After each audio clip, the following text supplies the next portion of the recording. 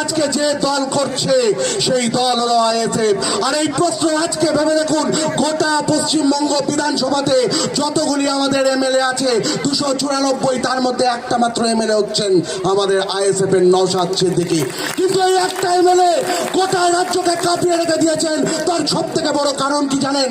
তার কারণ আজকে ভাঙড়ের এমএলএ হয়েও নওশাদ ভাইজান আমাদের চেয়ারম্যান, তিনি গোটা রাজ্যের মানুষের সমস্যার কথা ওই বিধানসভাতে তুলছেন। আর যখন বিধানসভাতে প্রশ্ন হচ্ছে তখন আমাদের রাজ্যের মাননীয় মুখ্যমন্ত্রী তিনি পর্যন্ত মুখ লুকাতে ব্যস্ত হয়ে যাচ্ছেন। আজকে নওশাদ সিদ্দিকী বিধানসভায় দাঁড়িয়ে যখন প্রশ্ন করছেন যে কেন এই মুড়িগঙ্গার চর, এই চরের সমস্যা কেন মিটবে না, যখন প্রশ্ন করছেন যে বছরের পর বছর ধরে প্রতিশ্রুতির পরেও সুন্দরবনের নদী বাঁধের সমস্যা কেন মিটছে না, কেন উত্তরবঙ্গের জনজাতি মানুষদের সঙ্গে অবিচার করা হচ্ছে লাগাতার, তখন সেই প্রশ্ন